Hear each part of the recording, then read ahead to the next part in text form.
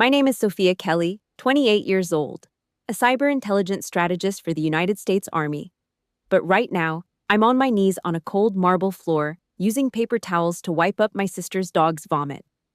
5 feet away, in a living room heavy with the scent of Tom Ford perfume, my mother is raising a crystal-studded champagne glass. She smiles radiantly at my sister's powerful boss and says, "Sophia?" She just tinkers around with some government desk projects. She prefers safety and doesn't have the leadership ambition like Madison. A shard of the glass I just dropped pierces my index finger and blood seeps out. But it doesn't hurt as much as the fact that right in the pocket of the grease-stained apron I'm wearing, my encrypted phone just signaled a $240,000 defense contract in my name. They think my silence is permanent submission. They're wrong. Please let me know where you are listening from in the comments and hit subscribe if you have ever been trampled by your own family just to serve as a launchpad for someone else. The clock on my computer screen glowed a sharp, unforgiving 23:15. In the silence of my small home office, the only sound was the rhythmic, mechanical click of my keyboard. The dark circles under my eyes looked almost like bruises in the flickering blue light of my dual curved monitors. I was deep into the final lines of code for the Meridian Group's brand identity system, a project that required surgical precision. My wrists ached with a dull, throbbing heat, and my knuckles cracked every time I stretched my fingers.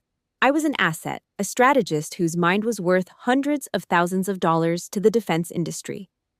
Then, the vibration started. My iPhone rattled against the mahogany desk with a dry, aggressive ping. Honestly, that sound has become the soundtrack to my nightmares. It wasn't a notification from my commander or a security alert. It was a message from Linda Kelly, my mother. List of 50 guests for tomorrow. Remember to go to Harris Teeter and get the marinated beef tonight. Madison is busy with her case, and since you have flexible time, you handle it. I stared at the screen until the words blurred into a white haze. No, please, no, thank you. Just a cold, clinical command thrown at a daughter who had just put in a 16-hour shift for the United States Army. They saw my remote work not as a high-stakes career, but as an endless vacuum of free time. To them, flexible meant at our beck and call. It's funny, isn't it? In the world of intelligence, I'm the one who secures the nation's most sensitive data. At home, I'm just the girl who picks up the groceries so her sister can sleep. I pushed the keyboard away, the friction of the desk feeling like sandpaper against my palms. I looked at that flexible time text again, my fingernails digging into my skin until I felt a sharp sting. My chest felt tight, like someone was slowly winding a wire around my ribs. My military ID card sat right there next to my monitor, a reminder of who I actually was. But in this house, that card was invisible. I was a ghost in my own life, a tool used to lubricate the gears of everyone else's success. I reached for my keys. The metal was freezing, a jagged little reminder of the reality waiting outside. I tucked my military ID into a drawer, zipped up my heavy wool coat, and hit send on the contract draft for Meridian. As I shut down my laptop, the blue light vanished, and the darkness of the room felt heavy, almost suffocating. The wind in Northern Virginia at 2 a.m. doesn't just blow, it bites. As I stepped into the Harris Teeter parking lot, the air was so sharp it felt like breathing in crushed glass. There was no one around.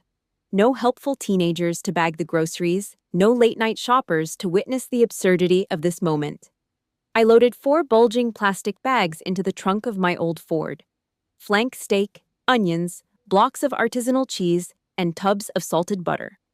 The thin plastic straps of the bags sliced into my fingers. Hands that were calloused from military training, now red and swollen from carrying groceries for a party I wasn't even truly invited to. I stood there for a second, my breath blooming in the air like white smoke. I drove through the silent, manicured streets of McLean, watching the streetlights flicker across the dashboard. When I pulled into the Kelly driveway, the house was a dark, silent monolith. Everyone was tucked away in their expensive linens, sleeping peacefully while I lugged heavy bags into the kitchen. They were resting on the back of my exhaustion, and they didn't even have the decency to leave a light on for me. By 3 a.m., the kitchen smelled like a slaughterhouse. I was standing over the marble island, The same cold stone I'd been scrubbing earlier, now stained with the red juice of raw beef. I held the chef's knife tight, my hand shaking slightly from fatigue as I trimmed the silver skin and fat from the meat. The smell of raw iron and pungent onions filled the air, making my eyes sting until they were bloodshot. I had one earbud in, listening to a low-frequency intelligence briefing from my unit.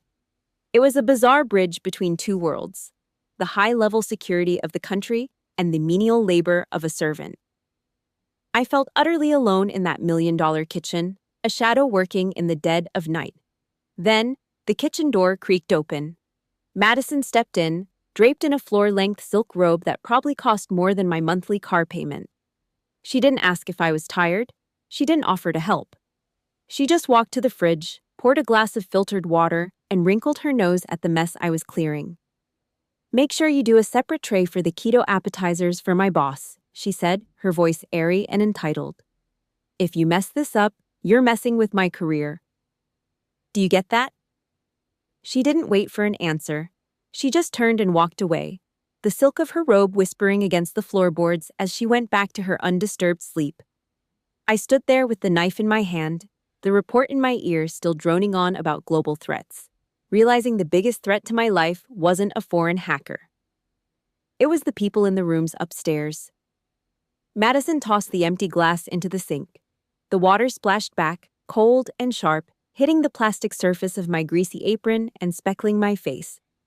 She didn't even look at the 4 trays of perfectly marinated beef sitting on the counter, the result of my 3-hour marathon in the kitchen. Instead, she pointed a perfectly manicured finger at the pan on the stove. "You're burning the butter," she snapped, her voice trailing with a practiced lawyerly condescension. Honestly, she could make a comment about butter sound like a closing argument. "When Patterson and the other partners get here, please just tie your hair up and try not to talk about your rigid military stuff. These people are high level. They don't care about government desk jobs, Sophia." I didn't answer. I couldn't. I just reached for the wooden spoon and scraped the browned butter into the trash.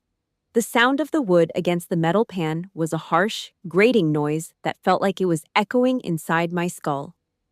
I watched the golden liquid disappear into the garbage, a waste of good ingredients, much like how I felt my life was being wasted in this house. Madison didn't wait for a response. The rhythmic click-clack of her silk heels on the hardwood stairs faded as she floated back up to her world of prestige. I looked down at my own feet, housed in old sneakers with frayed edges, standing in a puddle of dishwater. It's funny how a few feet of floorboards can feel like a canyon when you're on the wrong side of the family tree. I picked up the heavy trash bag and started toward the back door, but my path took me through the main living room. I tried not to look, but the center wall always demanded attention. There it was. Madison's Harvard law degree, encased in a polished oak frame with gold leaf detailing. It sat there like a holy relic, illuminated by a dedicated picture light. Every time I see it, the ghost of a specific May afternoon haunts me.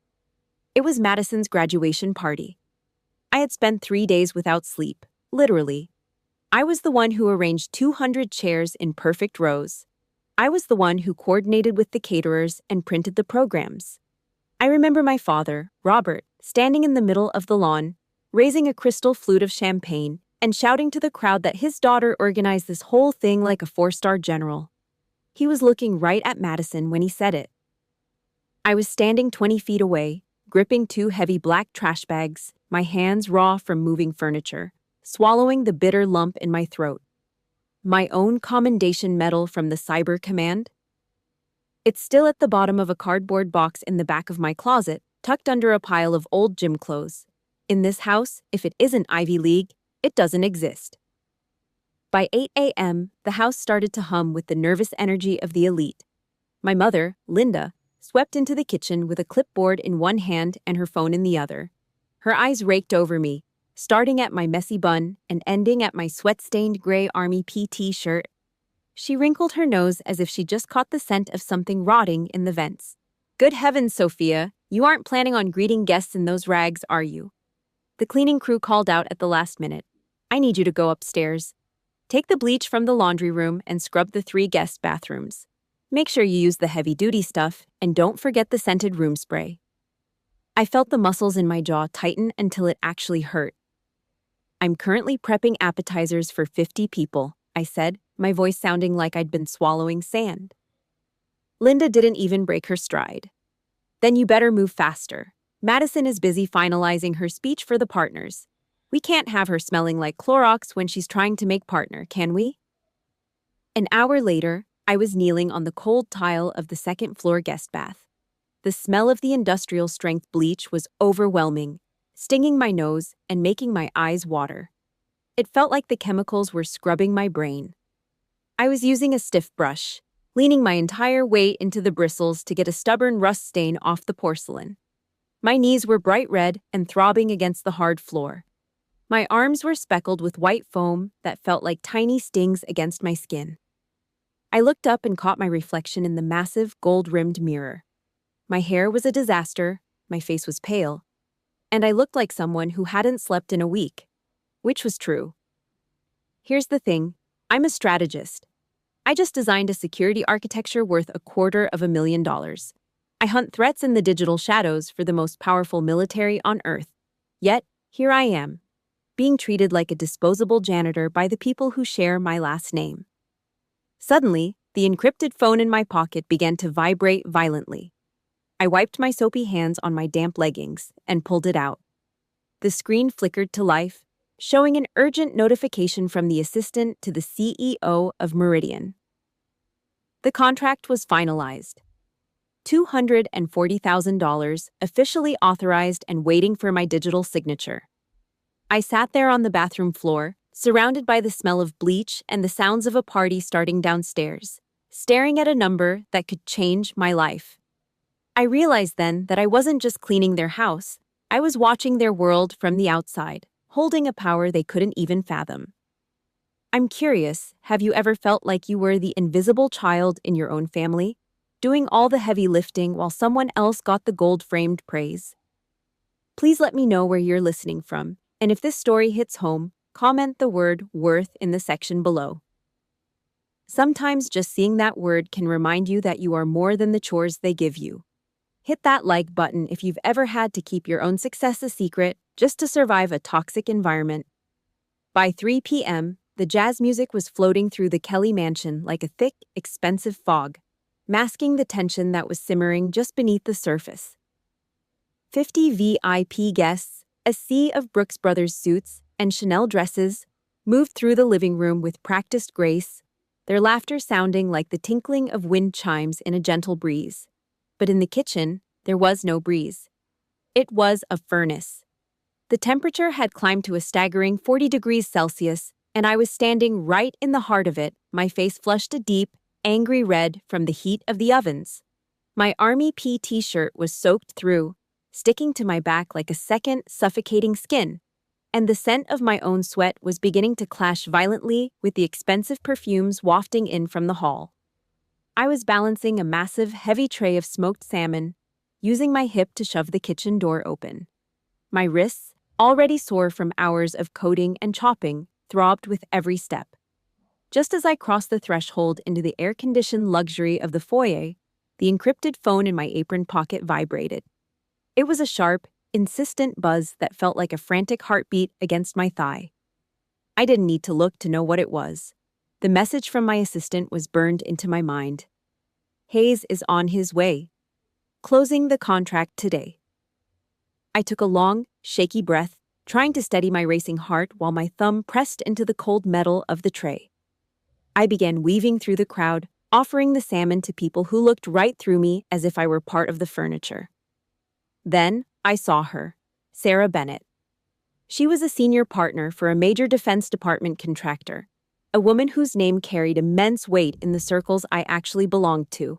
She was wearing a sharp, charcoal gray suit, and as I approached, her eyes caught the small military insignia pinned to my collar, a tiny detail I'd refused to take off, even under my apron. She arched an eyebrow, her gaze intensifying. "Are you in cyberspace, strategic unit?" she asked, her voice cutting through the ambient noise. For a fleeting second, the exhaustion vanished. I stood a little taller, my eyes lighting up with a spark of genuine hope. "Yes, ma'am," I replied, my voice finding its strength, I specialize in architecting security frameworks for.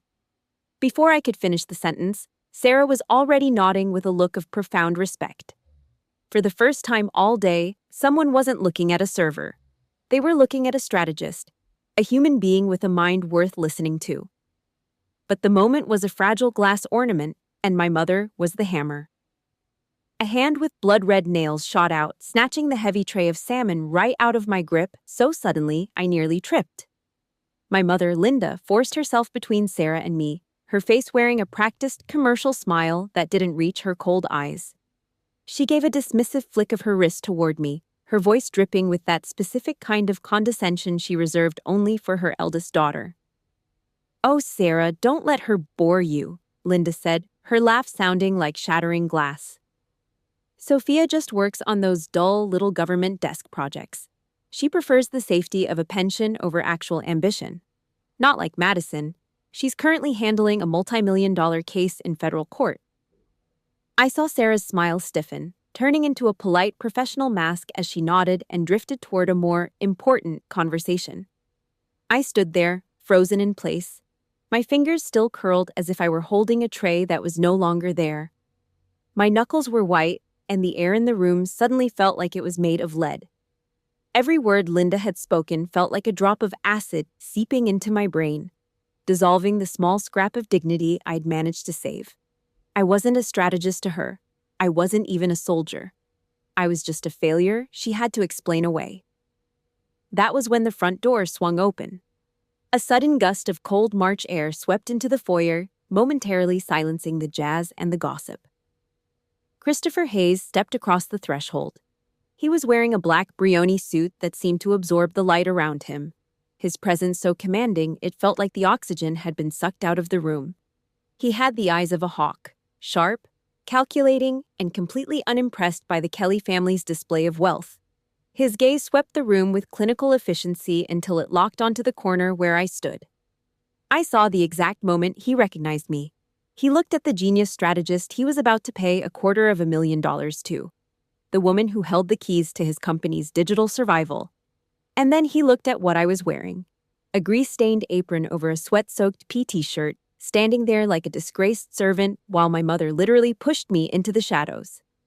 Hayes tilted his head, his brow twitching just a fraction of an inch in a display of controlled fury. I stopped breathing. The only sound in my ears was the sharp, aggressive clinking of the crystal glass in my mother's hand as she turned to greet the real guest of honor.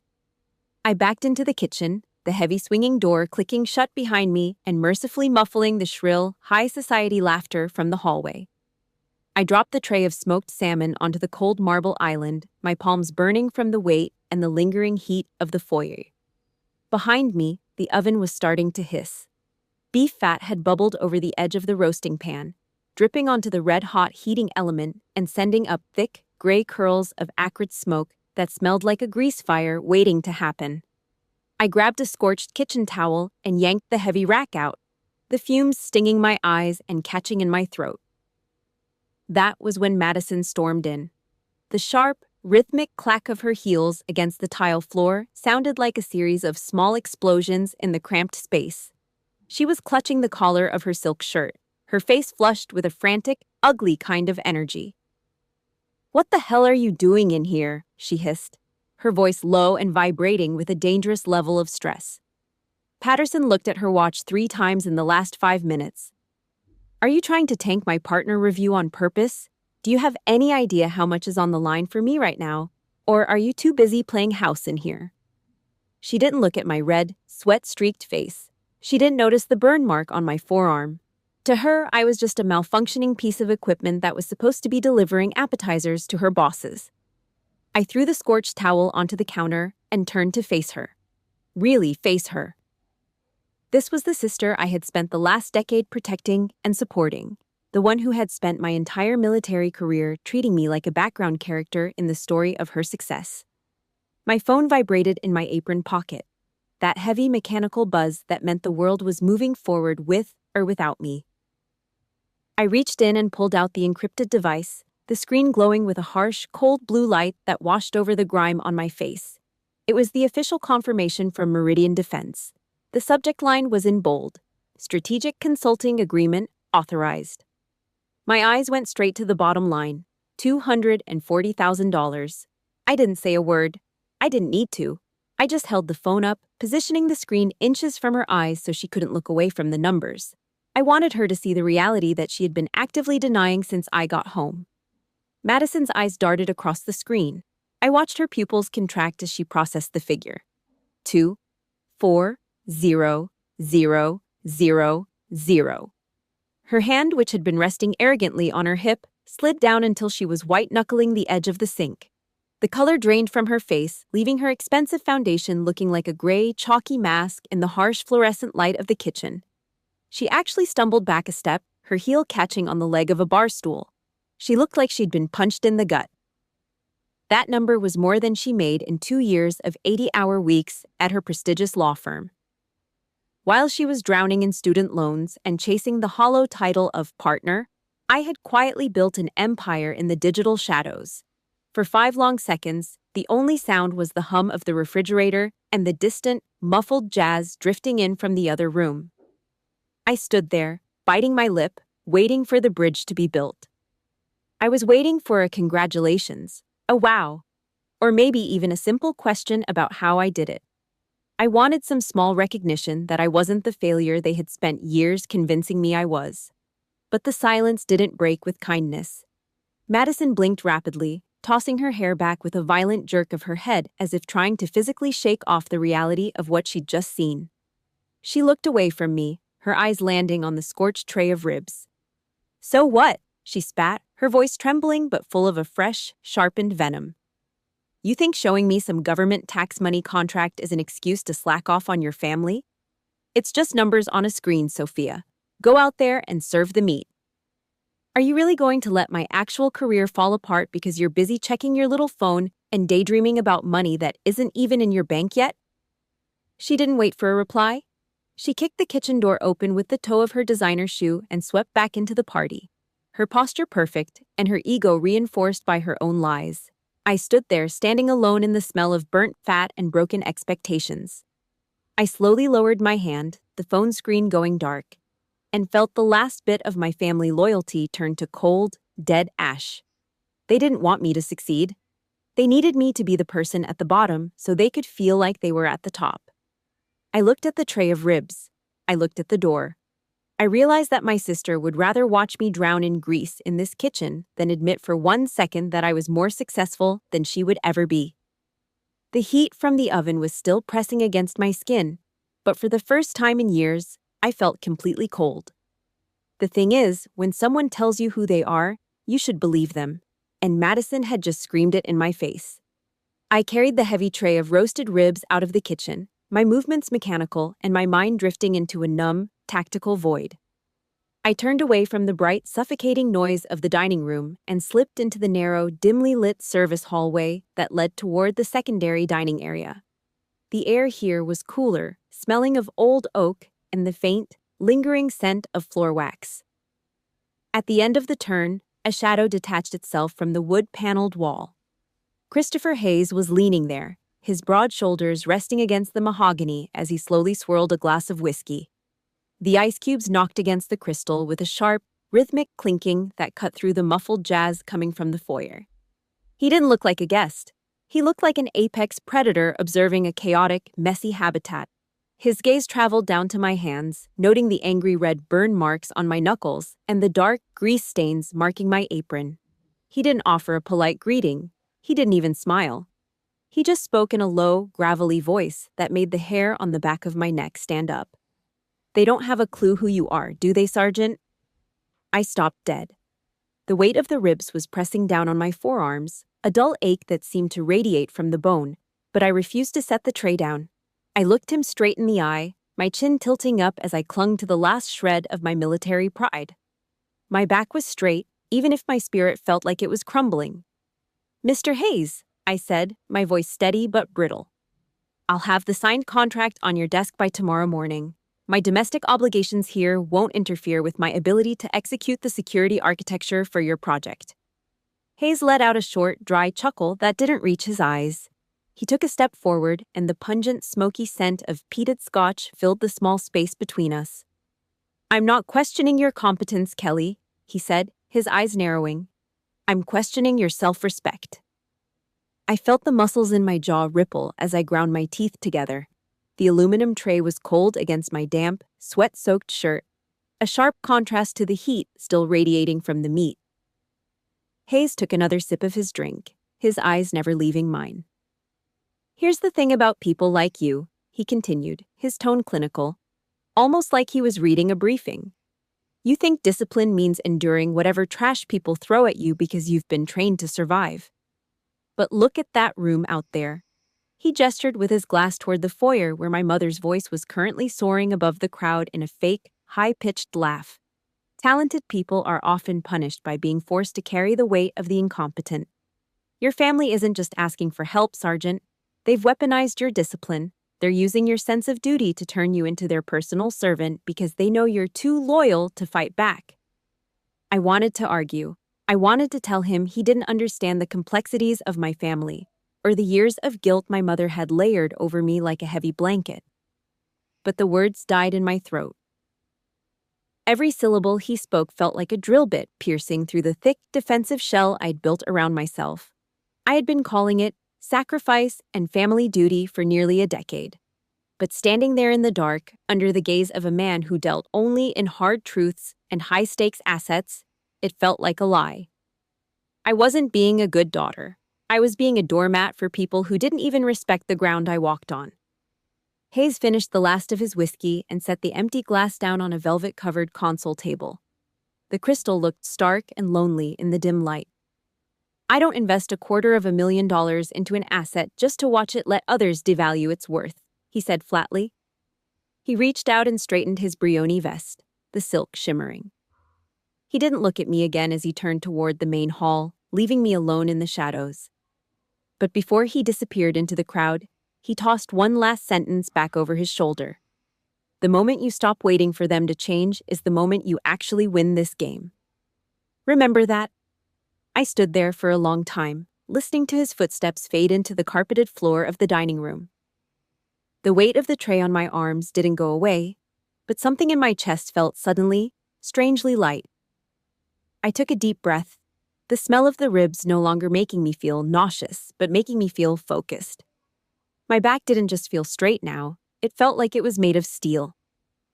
I looked at the dark hallway, then at the door leading to the people who expected me to serve them until I broke. I realized now that Hayes was right.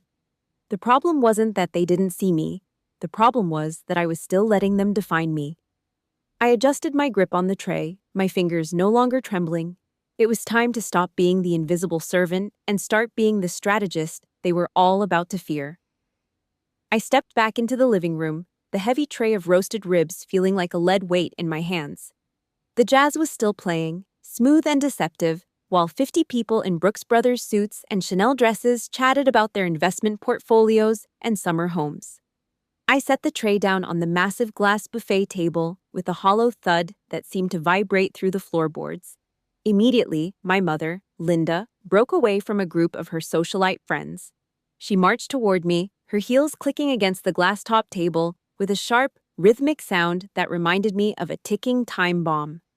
She didn't look at my face, which was still flushed from the heat of the oven, or my hands, which were trembling from 18 hours of unpaid labor.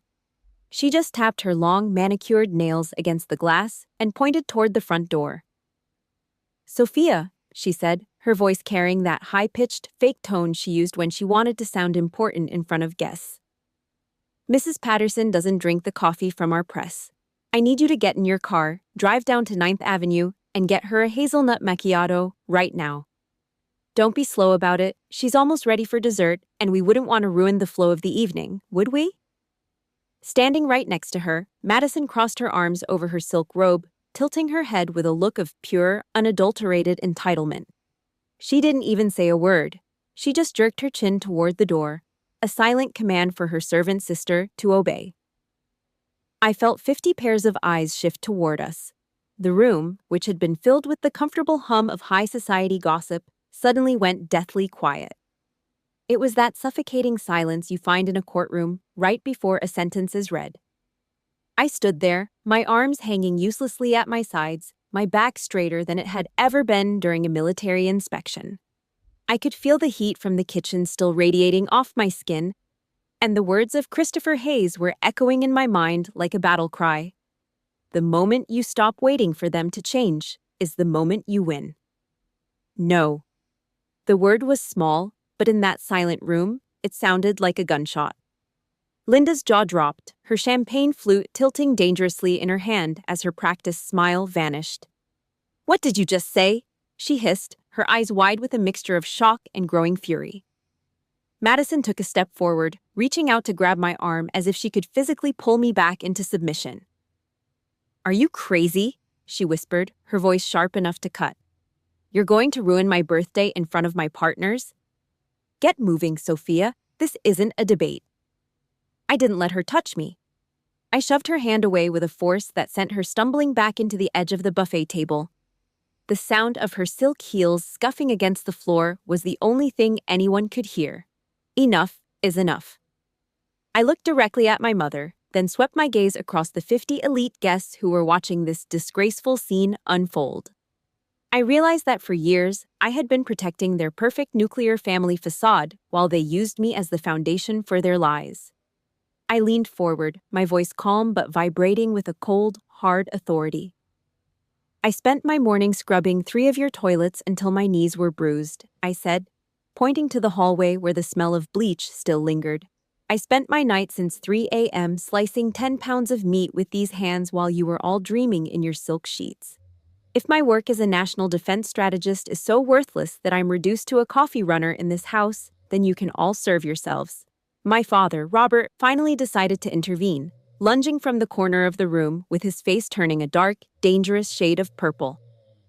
"Sophia, stop this instant, shut your mouth and go to the kitchen," he roared. I looked him in the eye, and for the first time in my 28 years, I didn't feel a single ounce of fear. I felt nothing but pity. I reached behind my neck and grabbed the knot of my apron strings. With one violent tug, the grease-stained fabric came loose. I felt the silk ribbon slide against my skin, a physical sensation of a chain finally snapping. I took the apron off, the heavy fabric smelling of burnt fat and humiliation, and I began to fold it. I didn't just crumple it. I used the precise, mechanical movements I had learned in the Army, folding it into a sharp, perfect square with crisp edges. The guests watched in a trance, their faces frozen in expressions of horror and fascination. I stepped forward and slammed the folded apron down onto the center of the glass table, right next to the tray of ribs I had spent my life's energy preparing. The sound of the impact was dull and final. "I am officially resigning from this duty," I said, my voice echoing off the high ceilings. I turned my back on them. I didn't look at Madison's crying eyes or Linda's trembling hands. I didn't look at my father's empty threats.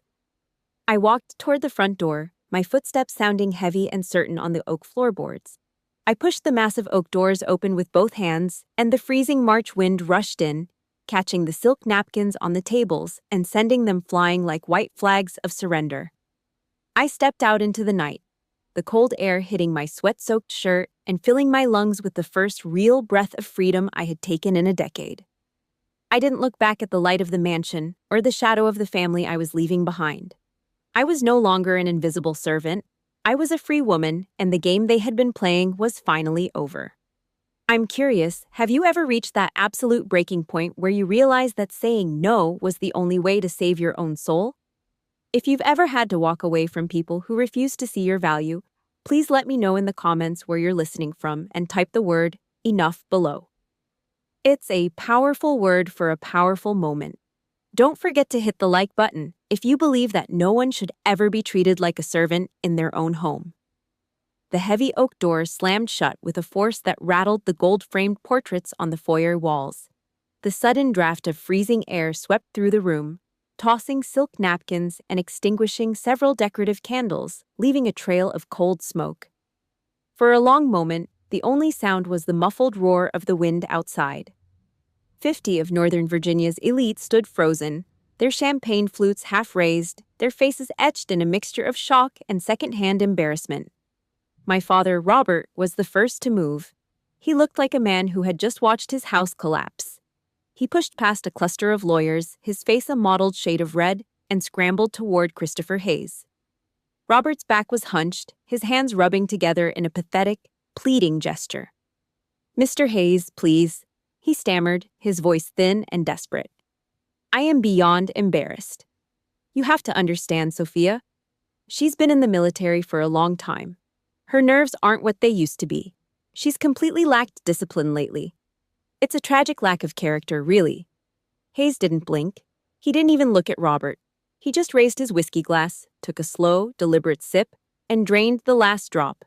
Then he brought the crystal glass down on the marble buffet table. The clack was sharp and aggressive, like a gavel bringing a court to order. The sound seemed to split the silence in the room in half.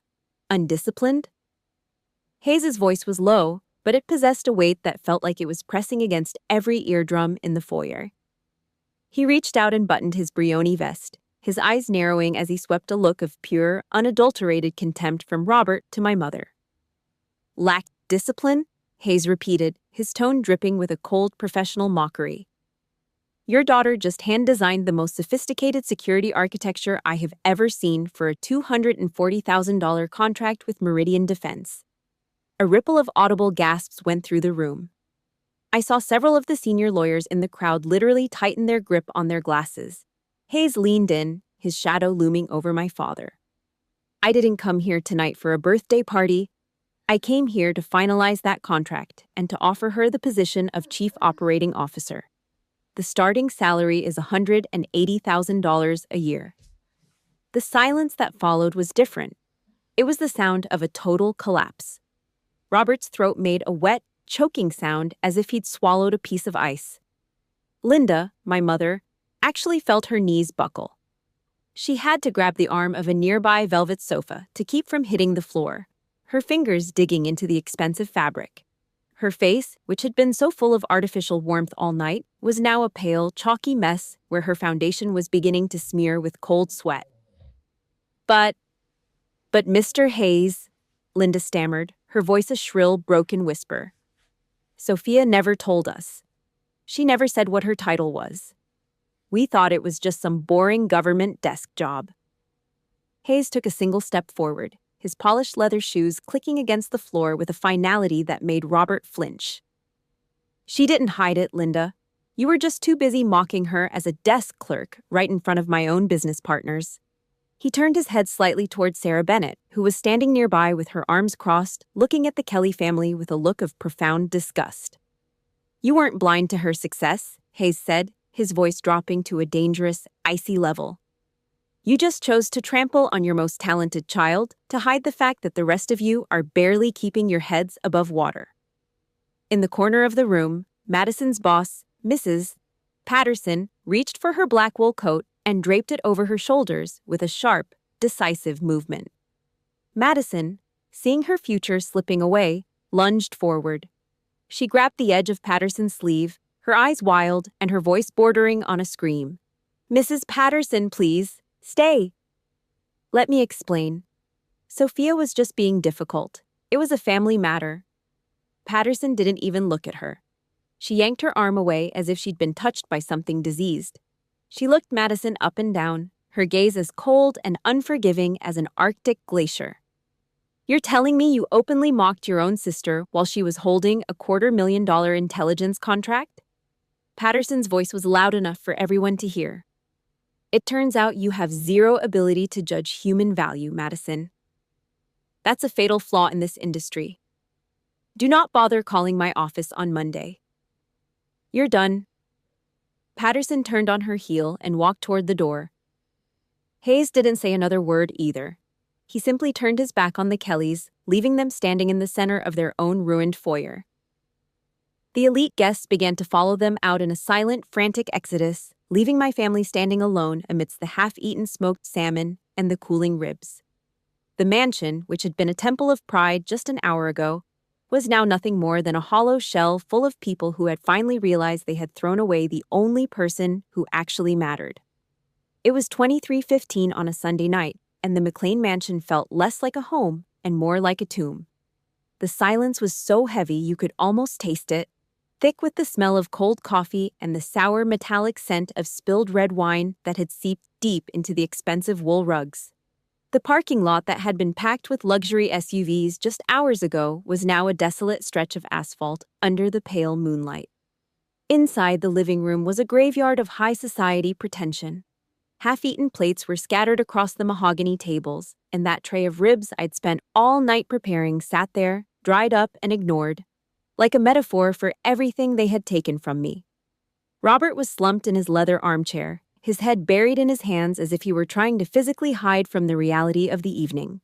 Madison was a wreck, sitting cross-legged on the floor with her head in her lap, her expensive mascara running in dark, jagged streaks down her face as she sobbed into her silk sleeves. The only sound in the house was the dry, rhythmic ticking of the grandfather clock, a hollow sound that felt like it was counting down the seconds until their world finally finished collapsing around them.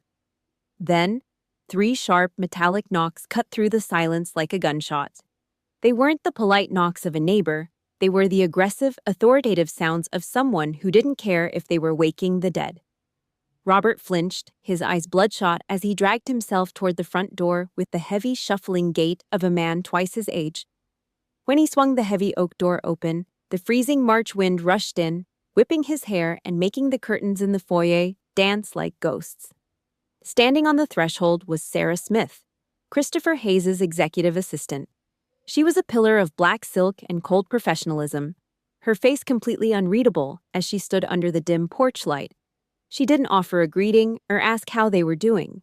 She simply held out a thick manila envelope, the heavy paper sealed with a glob of dark red wax that looked like a drop of dried blood.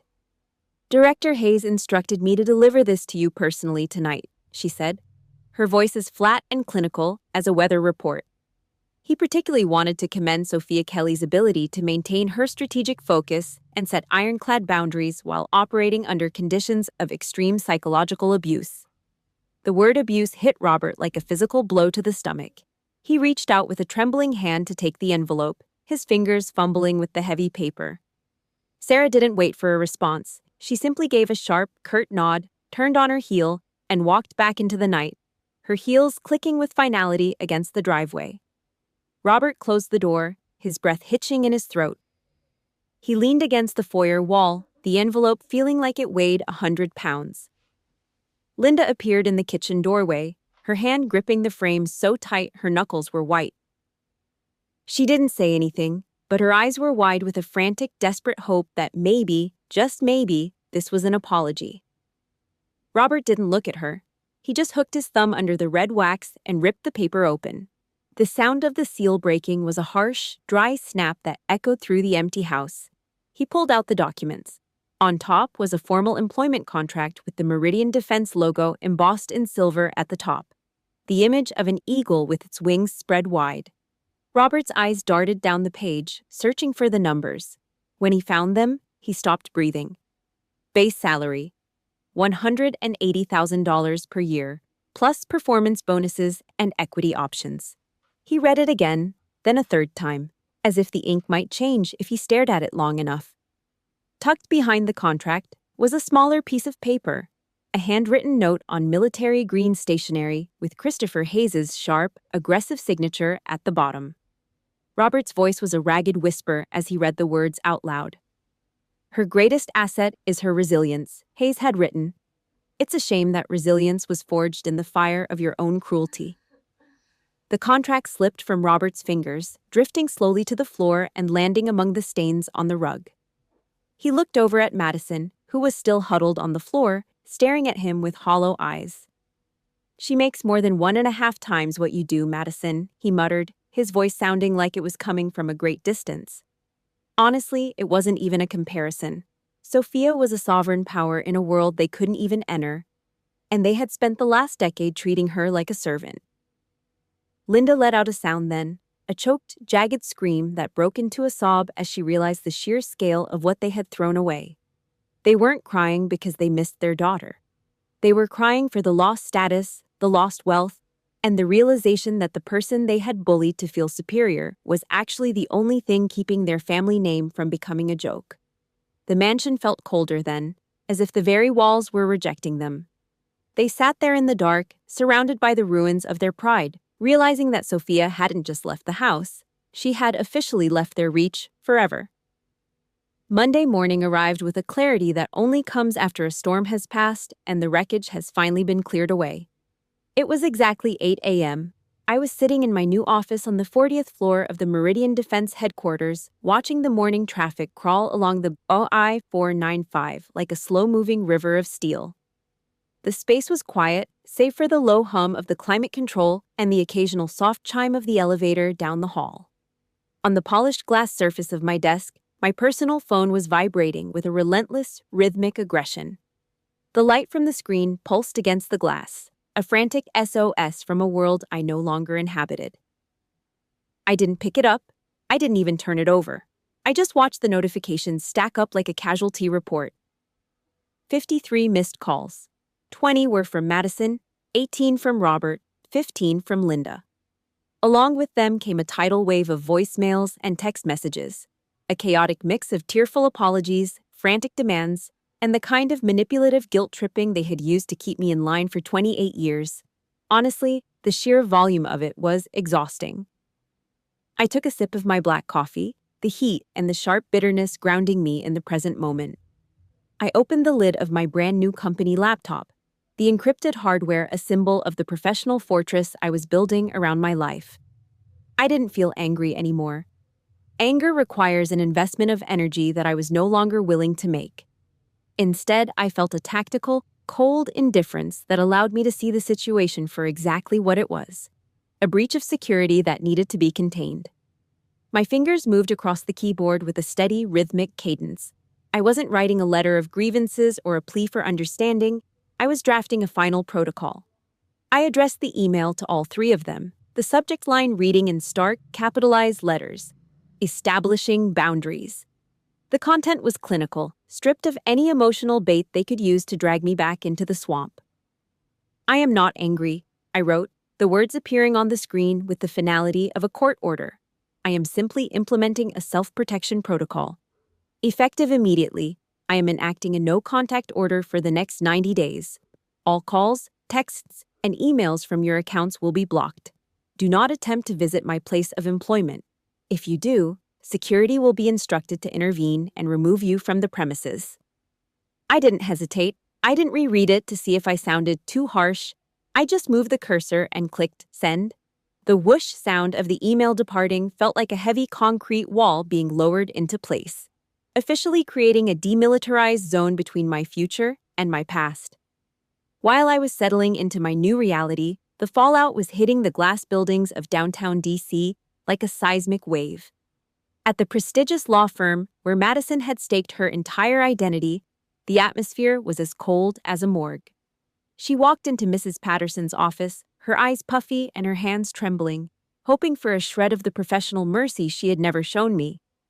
Her promotion file was sitting on the mahogany desk, but a thick, jagged red line had been drawn through the word partner. Patterson didn't ask her to sit down. She didn't even look up from her paperwork for the first 30 seconds.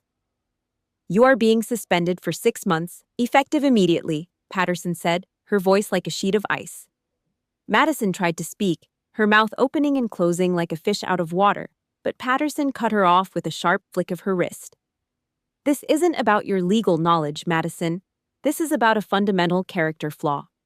Anyone who can stomach the public humiliation of their own sister, a high-level defense strategist, simply because she was wearing a stained apron is someone I cannot trust to represent this firm's values.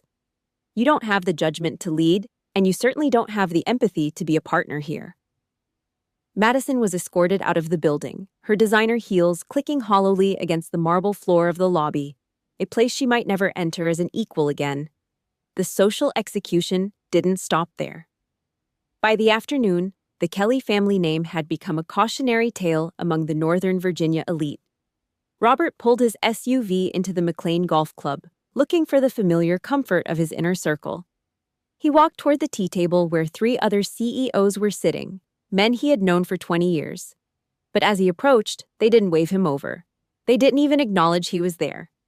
Instead, they began speaking loudly about their own children who had served in the military, their voices full of a pointed, deliberate pride.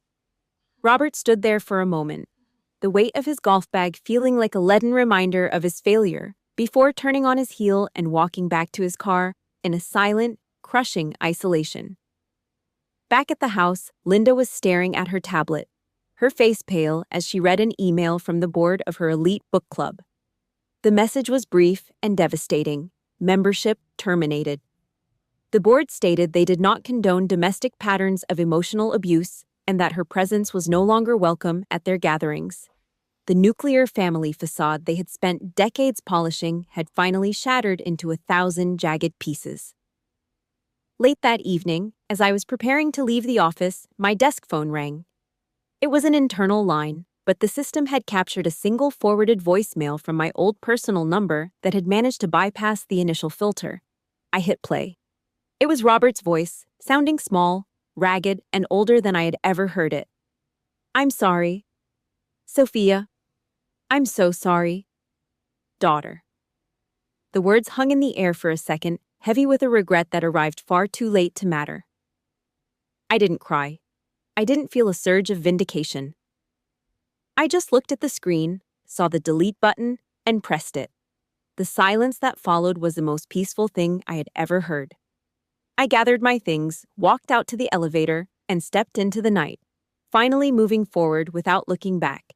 6 weeks of radio silence finally came to an end in the heart of Georgetown. I chose La Colombe, a coffee shop that was loud, public, and stripped of the suffocating high society pretension that defined the McLean mansion. The air was thick with the scent of dark roasted beans and the high-pitched mechanical hiss of the espresso machine, a sound that felt honest and grounding compared to the fake laughter of my mother's parties. I sat on a wooden stool, wearing a sharp tailored blazer that cost a fraction of Madison's silk robes, but carried 10 times the authority. My mother, Robert, and Madison were sitting on the bench opposite me, looking like they had aged a decade in a month and a half. The artificial warmth was gone, replaced by a raw, tired uncertainty that made them look human for the first time. Linda reached into her Dior bag and pulled out a manila envelope, sliding it across the rough oak table with a hesitant hand. The sound of the paper rasping against the wood was the only thing I needed to hear to know the power dynamic had shifted forever. Inside was the certificate of completion for 6 weeks of cognitive behavioral therapy. I glanced at the document but didn't touch it, letting it sit there in the DMZ between us. Robert cleared his throat, his voice sounding thin and ragged, like he was trying to speak while chewing on gravel. "We are proud of you, Sophia," he said, the words coming out slow and difficult, as if they were physically painful to utter. "We were wrong about everything. Our own stupidity and pride almost cost us the most valuable asset this family ever had." Next to him, Madison didn't look up. Her hair was messy and her face was scrubbed clean of the sharp, lawyerly makeup she used to wear like war paint. She was gripping the strap of her handbag so tight her knuckles were white, a silent acknowledgement of the bridge she'd almost burned down. I took a small stainless steel spoon and gently tapped the edge of my ceramic cup. The single clear chime cut through his apology, stopping him mid-sentence and commanding the silence of the room. I reached into my pocket and pulled out a piece of paper, folded into a precise, military square, and pushed it toward the center of the table. "These are my rules of engagement," I said, my voice as flat and clinical as an intelligence briefing. "Rule number 1, there will be no more requests for domestic labor, errands, or logistical support of any kind. Rule 2, my career in national defense and my role at Meridian are to be treated with absolute respect, equal to any profession in this room. Rule 3, any form of sarcasm, passive aggression, or public belittling will result in an immediate exit. Rule 4, if any of these boundaries are violated, even once, I will enact a permanent no-contact order without further explanation." I tapped the paper 3 times with my index finger, watching them absorb the terms of their surrender. "You sign this right now, or the door is right behind you, and we never speak again." Linda didn't even hesitate to grab Robert's pen, signing her name with a trembling hand, followed by Robert and finally Madison. They didn't negotiate because they finally realized I was the only person who could define my own worth. 3 months later, I walked through the revolving glass doors of the Ritz-Carlton for Madison's delayed promotion celebration. I wasn't carrying a tray of appetizers, and I wasn't wearing a grease-stained apron under a heavy coat. I was the chief operating officer of Meridian Defense, wearing a minimalist black silk dress that felt more like a suit of armor than a piece of clothing.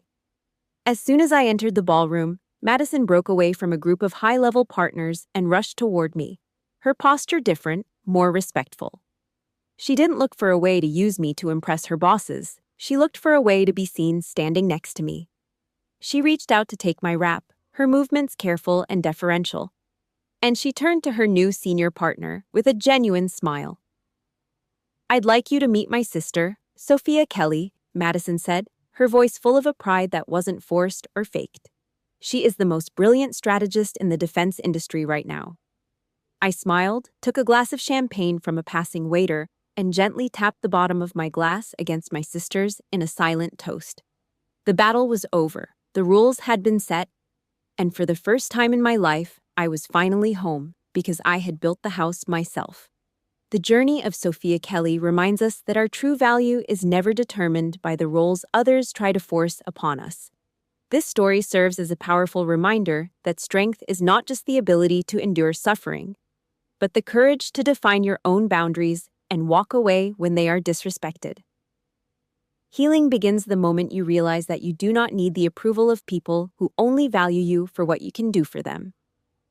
By reclaiming her identity and enforcing her own rules of engagement, Sophia proved that resilience is a weapon of the heart, showing that we all have the power to turn a legacy of pain into a future of self-respect and peace. Thank you for following Sophia's journey from the shadows of her family's kitchen to the height of her professional success. If this story touched your heart or reminded you of your own hidden strength, please share your thoughts in the comments below. Have you ever had to set a difficult boundary with someone you loved to save yourself? We would love to hear your experiences and start a conversation about finding our own worth. If you enjoyed this series, please like this video and subscribe to the channel for more stories of justice, resilience, and the triumph of the human spirit. Your engagement helps us share these important lessons with others who might be searching for their own voice.